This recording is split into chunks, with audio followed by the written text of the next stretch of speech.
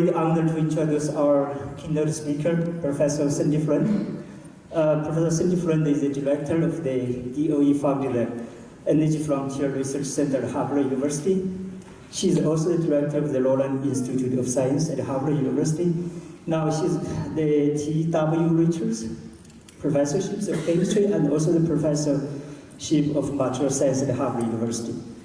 The two main research projects in Cynthia's group are the development of the design principle for efficient and sustainable heterogeneous catalysis, and the fundamental understanding for fundamental understanding of photochemical process on the transition by oxides and nanomaterials.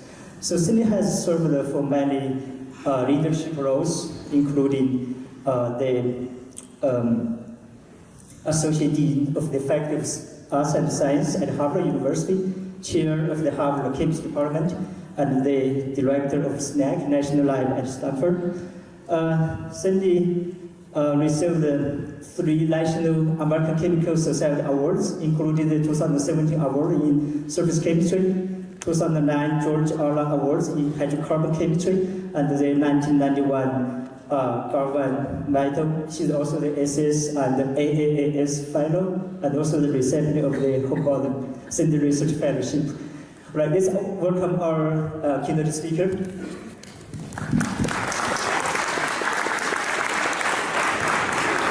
Thank you for that nice introduction, Springer. I thought perhaps I wasn't going to be able to give my talk. I was going to run out of time. But yeah, thank you very much in all seriousness.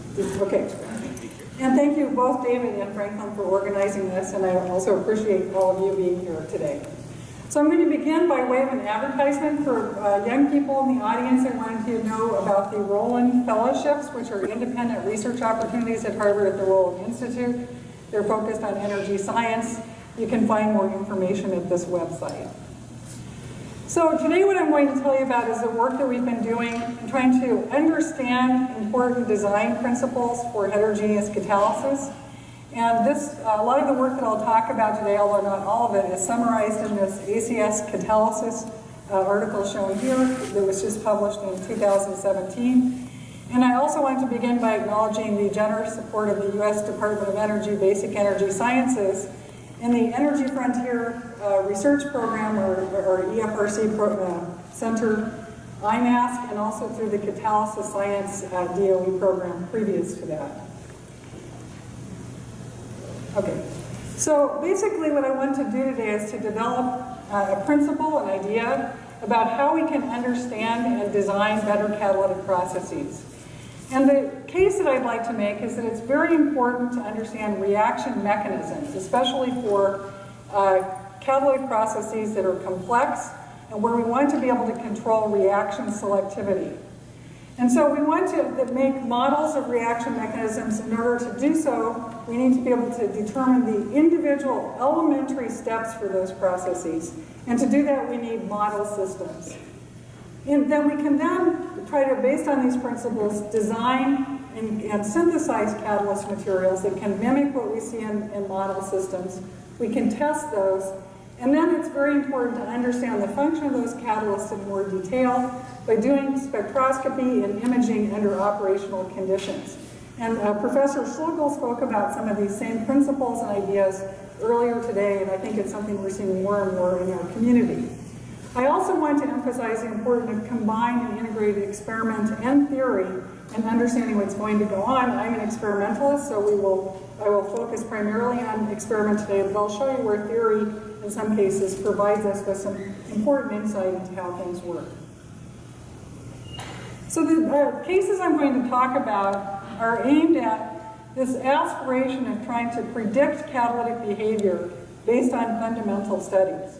And so our starting point is to use atomistic models, and that means single crystal surfaces, which we study under experimental conditions, but which are also very important for understanding the reactivity by creating atomistic models. And one thing I'd like to point out, that when people do electronic structure calculations, in other words, density functional calculations, much of the time they're based on extended surfaces. And so really the parallel is with model systems, single crystals under ultra-high vacuum systems. That's starting to change now as we have more computation power to look at nanoparticles. but still a lot is learned from extended materials. And that's the case that I want to make. What we then do is to synthesize catalysts, and in our particular case, we have support-free catalytic materials, so that we don't have, at least at this point, the complication of the support. That's something that we can then introduce, and we've been doing that more recently. But the idea is to make these freestanding metallic porous catalysts. And the one I'm showing here is nanoporous gold. I'm showing 3 different magnifications.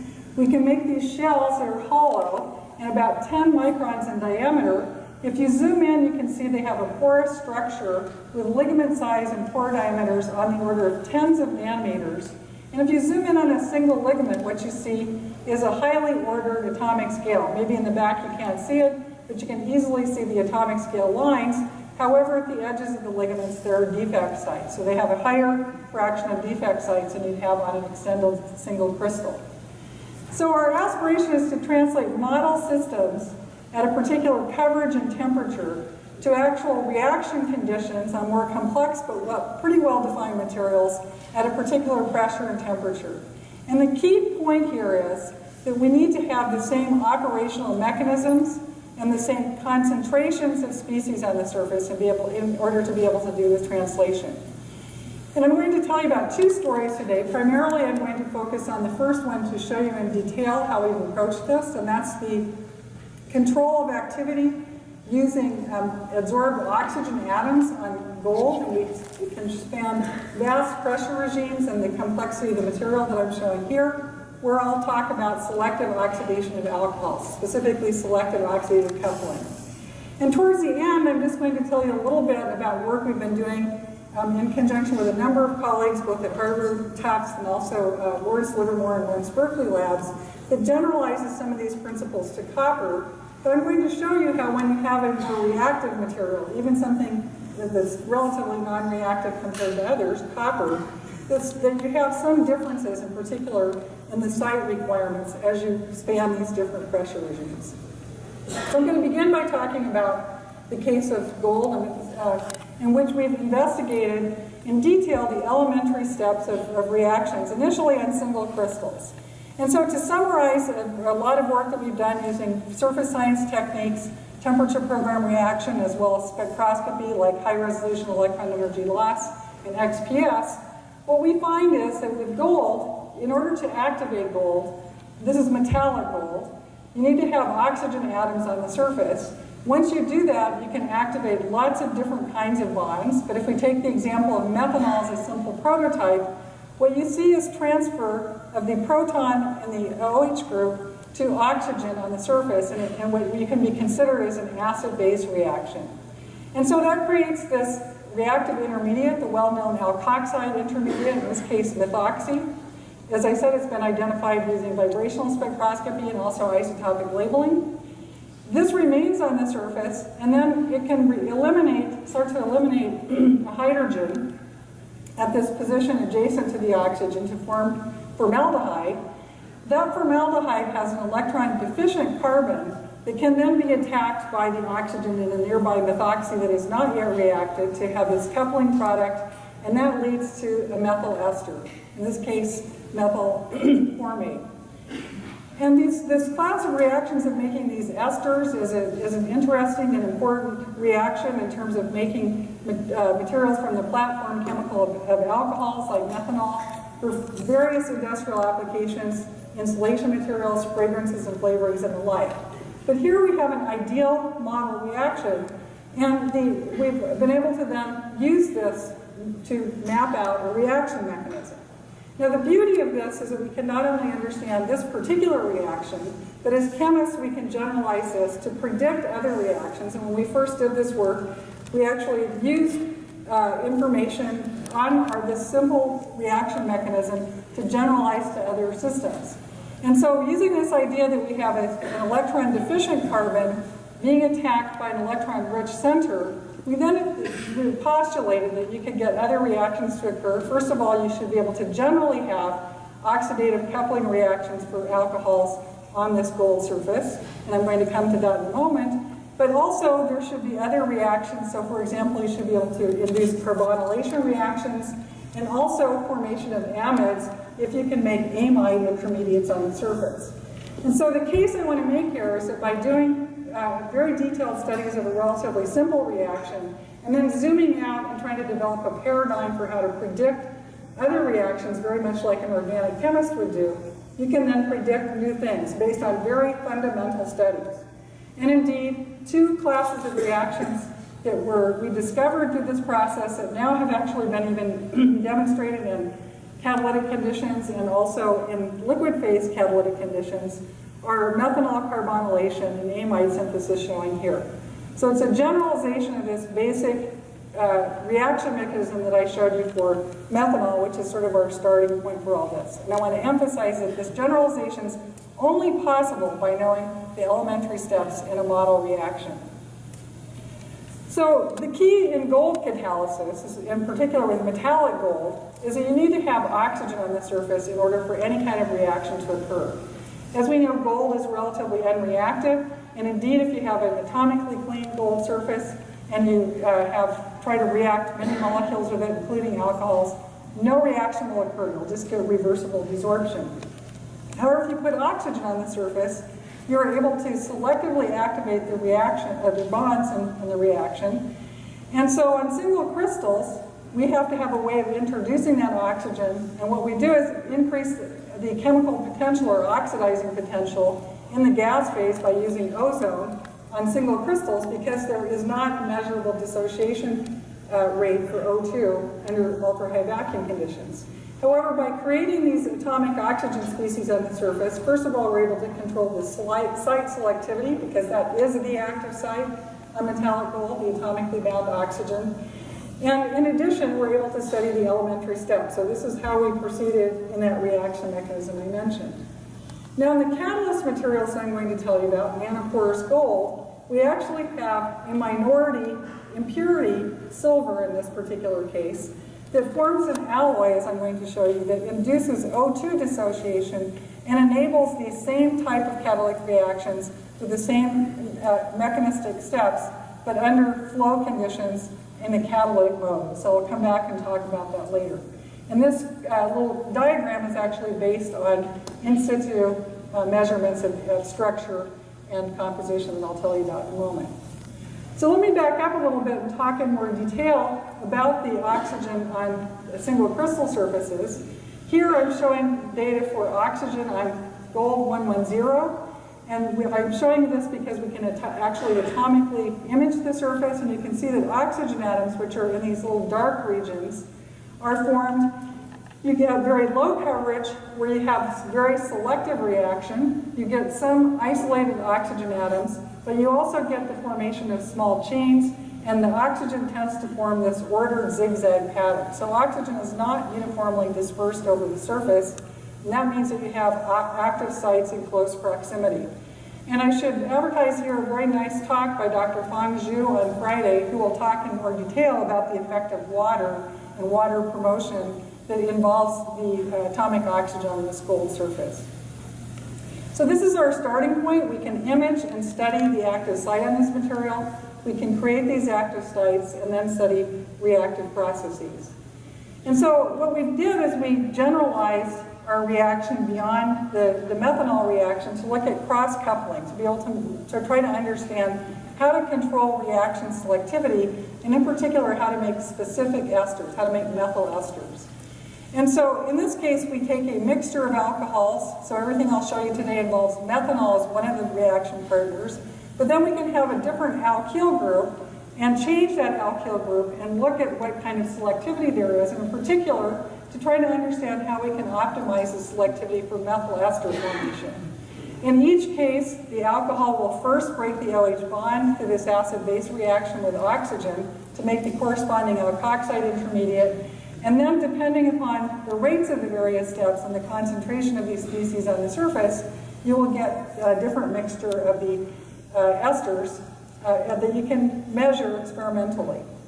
And indeed, what we did is, let's start on the left with the oxygen on the gold surface, and we've looked at this both on the gold 111 surface, the data shown here, and gold 110.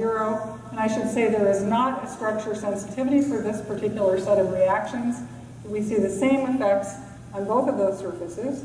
But what you can see if you just look at the different colors, in red is the methyl acetate, the methyl ester, whereas in black is methyl formate, the competing ester that we observe, and blue is the ethyl acetate.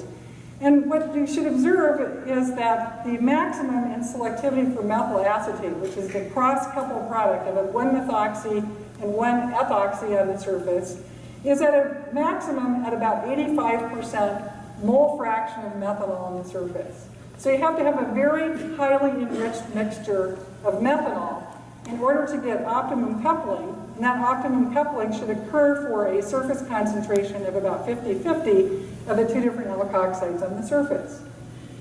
We then have done catalytic studies, which I'm showing here. I'm kind of jumping ahead a little bit to the catalytic studies. If we work under flow conditions at atmospheric pressure, using O2 as the oxidant, using a nanoporous gold material, you can see that we can plot the same thing, again, methanol mole fraction versus the relative selectivity. And if you just look again at the red curve, you can see very much like the single crystal work, we see that we have to have a highly enriched mixture of methanol in order to have the maximum selectivity.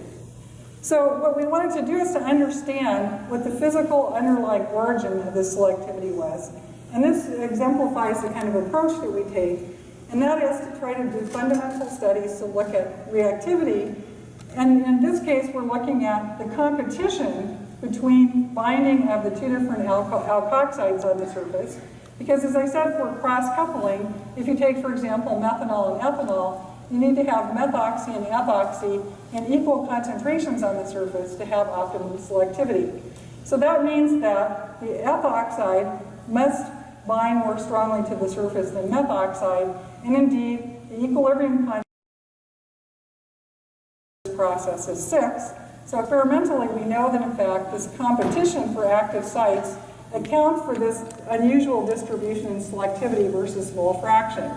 But we still wanted to understand the underlying physical origin and actually to develop a hierarchy of binding for a variety of different alkoxides on the surface. We do this experimentally, and again on model systems, by looking at the reaction of various alkoxides or any other thing that you can think of as a Bronsted acid in these acid-base reactions. And we look at displacement reactions, where, for example, we can first prepare the surface with methoxy, then expose it to ethanol, and see which persists on the surface for different conditions, and that's in fact how we measure the equilibrium constant and the relative binding efficacy. And so, in fact, experimentally, we developed this scale, this qualitative scale of relative binding strength. Methoxy is our reference experimentally, and actually water falls somewhat below this, which you'll see in the reference for the theory. But as you can see that if you take the alkoxides as an example, we have other acids in here as well, that there's basically a general trend where as you go to longer alkyl chain lengths, you have stronger binding. Fluorination actually leads to a decrease in the binding a little bit, and you're going to see why in just a moment, but I'll give you a hint, it's due to polar repulsion. So what we did is collaborate with Alex Tekchenko at the Fritz Haber Institute, who developed a methodology to find the contribution of van der Waals interactions in surface adsorbate binding. And the bottom line here is that non-covalent bonding tips the balance and accounts for this difference in binding strength for the different alkoxides on the surface. And so here's a homologous series of alkoxides. Here's methoxy, trifluoroethoxy, ethoxy, and then all the way up to some that have carbon-carbon bond unsaturation, including methyl L-oxy, because we've looked at acrylate formation. And then on the very right is a different molecule, acetate, which also forms a strong bond to the surface.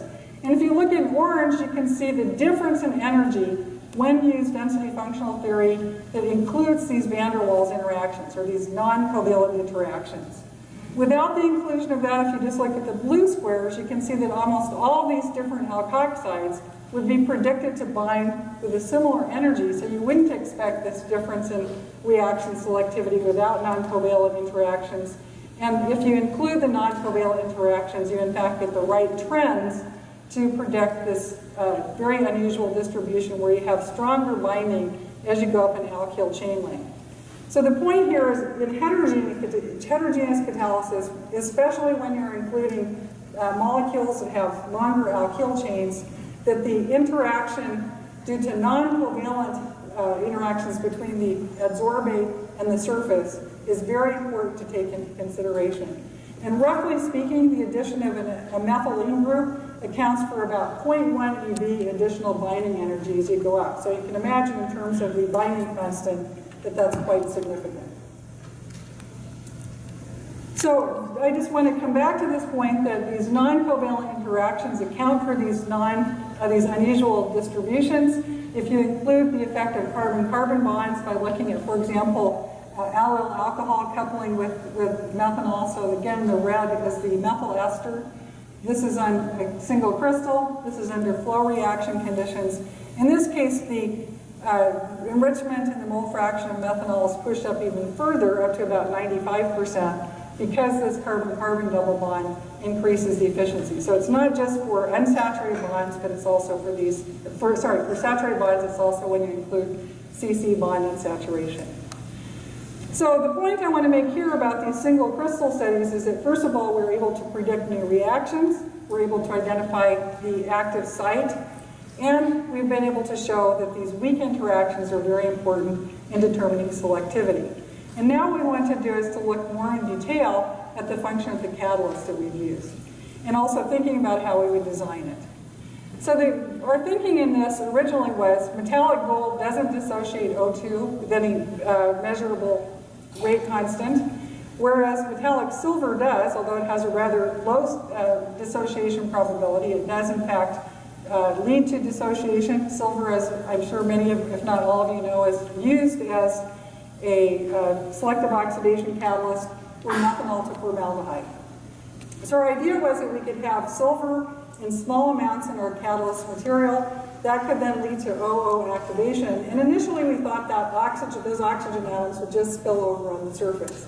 Turns out that's an oversimplification. Instead what happens is we have a material that is an alloy that's somewhat enriched in silver compared to the bulk. It's a gold-silver alloy. And that this, as I'm going to show you in a moment, dynamically restructures depending upon the oxidizing potential in the background, in the gas phase. And that it is this alloy material that leads to O2 dissociation, and in fact that does the chemistry that we observe in the catalyst.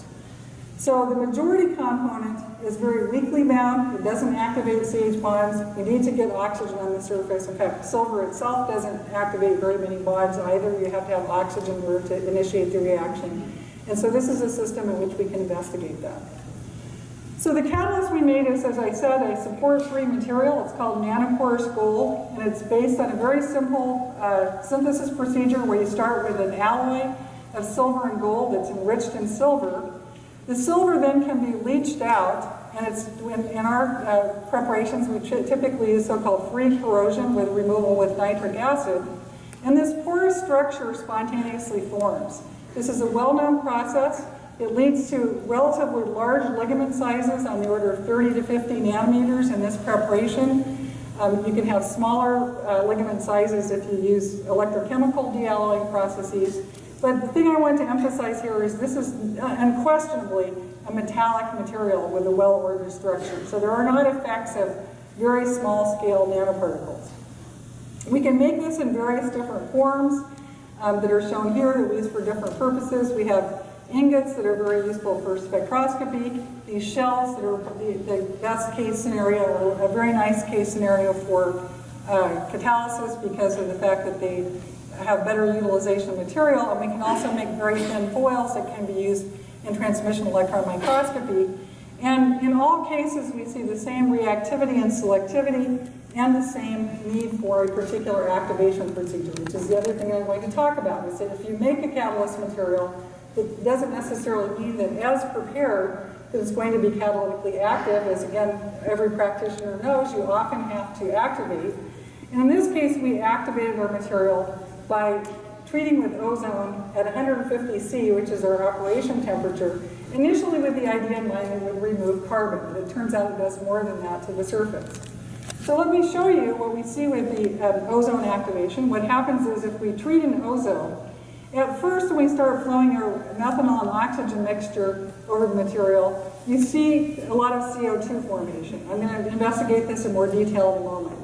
However, then our methyl formate production comes up and it ultimately reaches a steady state value that turns out to be very stable. The blue curve shows a similar curve for a catalyst that was taken out of the reactor and left to sit out on the bench for a couple of months and then put back on.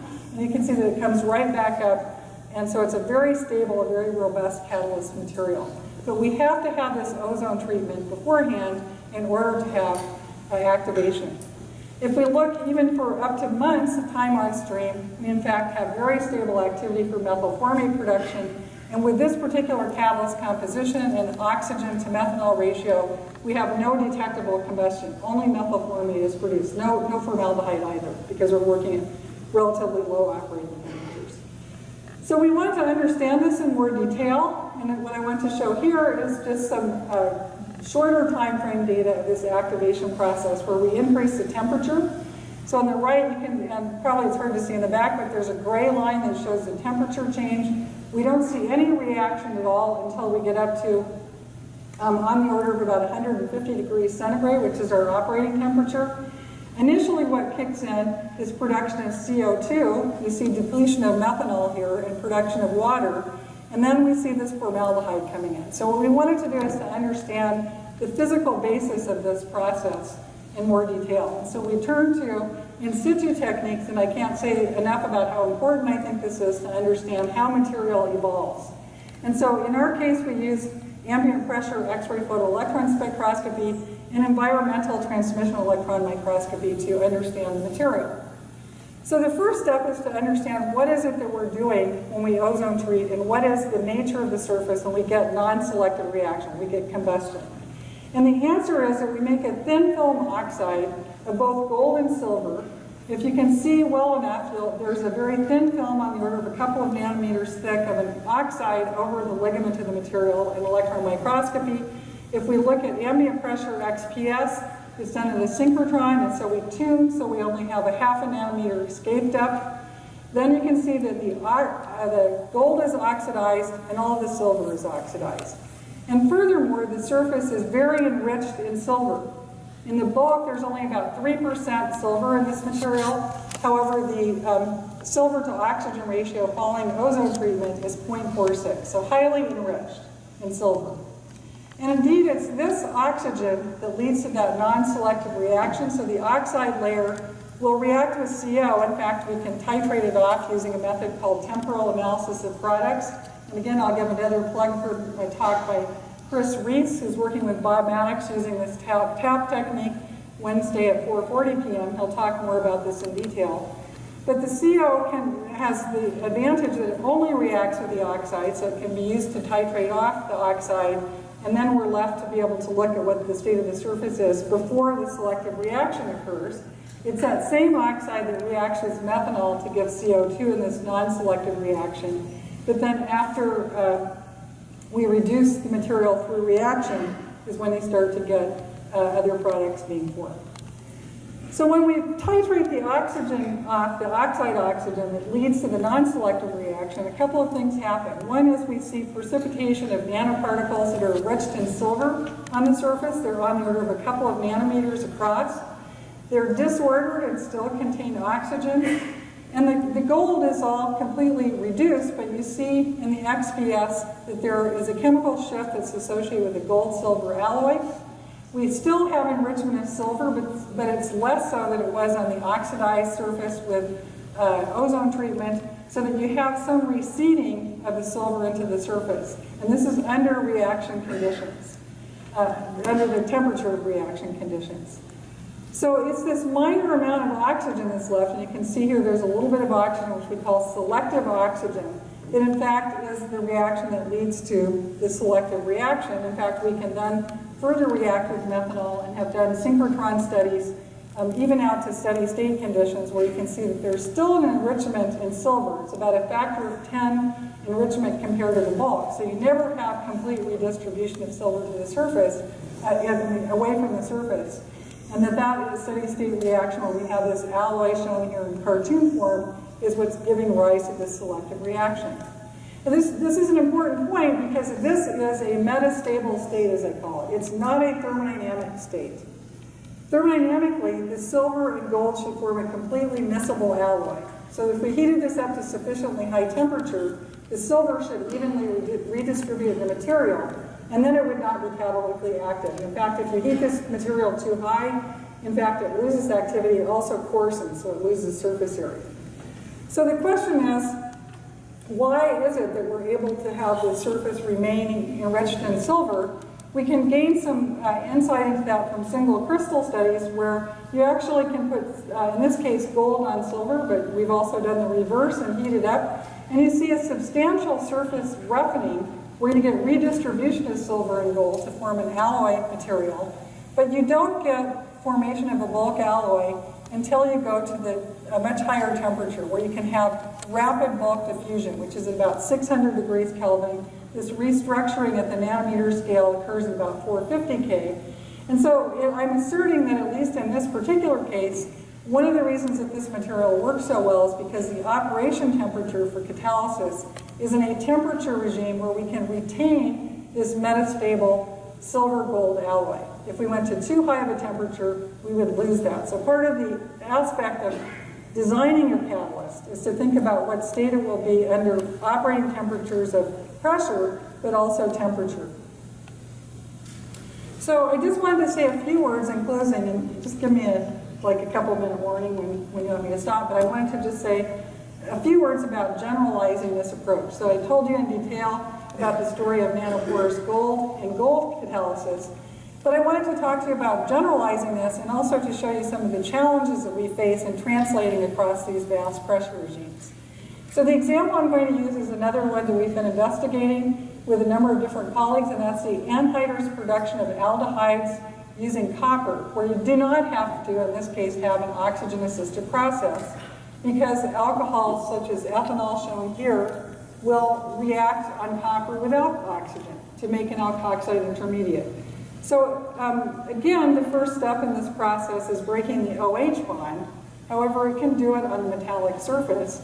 And the rate determining step in ultimately making the aldehyde is carbon-hydrogen bond breaking, which I'll come back to in a moment. Here's an example where the translation across pressure regimes has some challenges, in particular in the site requirements. So if one looks at single crystal surfaces, excuse me, under vacuum conditions, you only see reaction at step edges. So this is actually work at Charlie Sykes' group at Tufts. Sorry, I made sure my talk by definition. And you can see the STM that the alkoxide only forms around the step edges. Hopefully Franklin's giving me water. And you can see, in fact, that if you don't have a lot of defects on the surface, this is temperature program reaction producing the aldehyde, that you see very little product formation that's associated with the native oxide on the native steps on the surface. If you then sputter the surface to make a lot of defects on the surface, then you end up getting a higher degree of reaction. Thank you.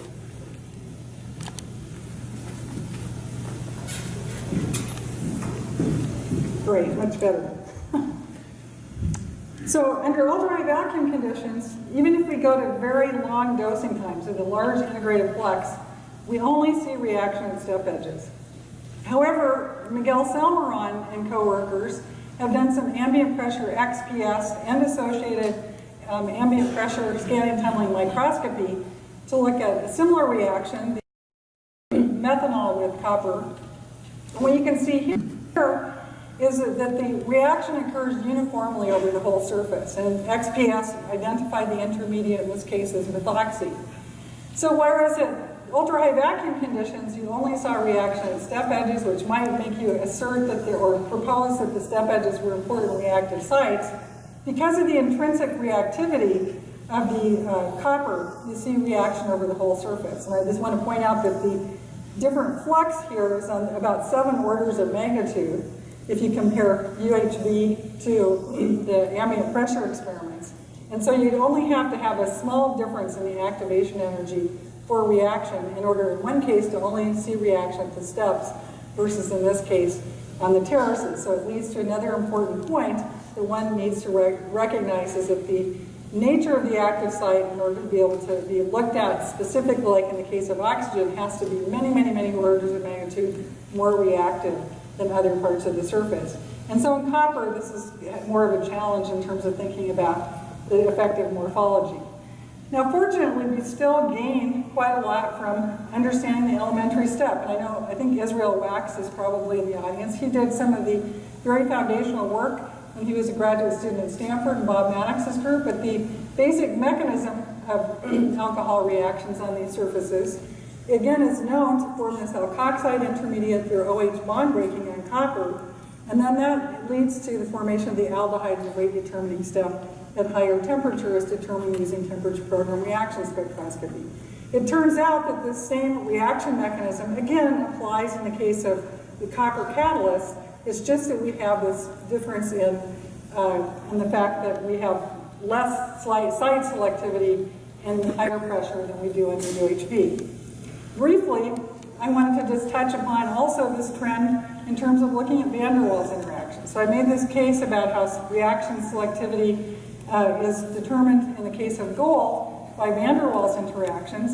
We've also recently been investigating this for copper, so we've again developed this hierarchy of binding in a quantitative scale, both experimentally and theoretically. In this case, the theory was done by Wei Chen and Tim Kaxiris' group.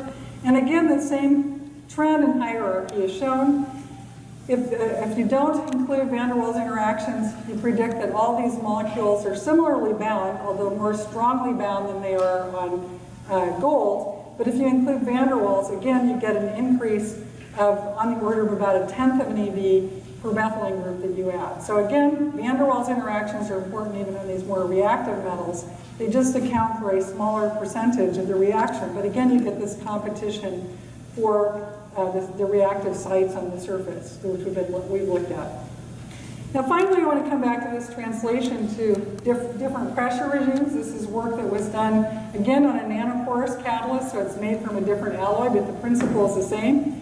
Here we have a metallic copper catalyst, and there are two different ways that you can do the de-alloying, which would lead to different step density. So depending upon the etchant that you use and the means of etching, you can make a smoother step with fewer step edges, or one that has these more rounded ligaments that has a lot of step edges. So this gives us an opportunity to see if, in fact, this idea that came from a comparison of the ambient pressure XPS to the UHV system studies, which were that the steps should not make a significant difference in terms of the overall reaction rate, bears out.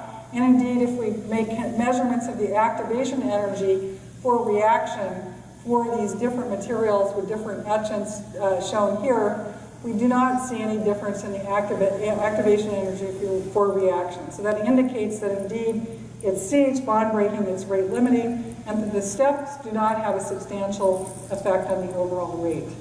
So I didn't go into as much detail about the anhydrous production of aldehydes from copper, but many of the same themes arise. The reaction mechanism that is determined under ultra-high vacuum conditions is important. Non-covalent interactions are again important in the binding of alkoxides, and we're expanding this to other molecules as well. But importantly, it shows the example where the site requirements are different at low pressure versus high pressure because of the fact that there is some intrinsic reactivity. We've done some work with the ambient pressure XPS and environmental TEM that we're still analyzing, but again, catalyst restructuring is important, and in this particular case, the operational temperature was higher, so there's a deactivation process that we think is due to coarsening. So in closing, and I want to allow some time for questions, I just want to bring out this point that we need to take into account definition of the active site and understanding reaction mechanisms so we can predict new reactions. And for that, we need fundamental studies, both experimental and theoretical. The theoretical studies are important in evaluating what kinds of bonding interactions are important in the bond strength and also in bond activation. But most importantly, I want to emphasize this idea of metastable structures being important in heterogeneous catalysts. So when we think about catalyst design, it's not only what you make initially, but it's actually what is evolved under reaction temperature and pressure, and so we have to take that into account in identifying the kind of catalyst materials that we will use for specific kinds of reactions. So at the end, oops, sorry, I'm not going to show you my backup slides. I just wanted to acknowledge all the different people that contributed to this work. It's been great fun to be able to do this broad range of work. So thank you very much.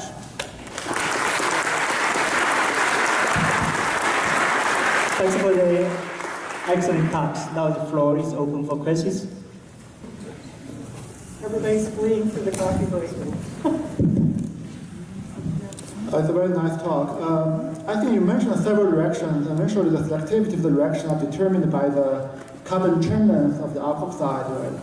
I suppose in the calculation did by Takachenko and several others did not really include entropy contributions, because this enthalpy change, let's say 10 kilojoules per mole, is very small. So one would expect if you change the temperature of the reaction, your selectivity will be reversed because the entropy will still dominate high temperatures. Had anyone seen that? Yeah, well, so first of all, you are absolutely right, that these effects are going to be more significant at lower temperature when entropy is not a significant factor.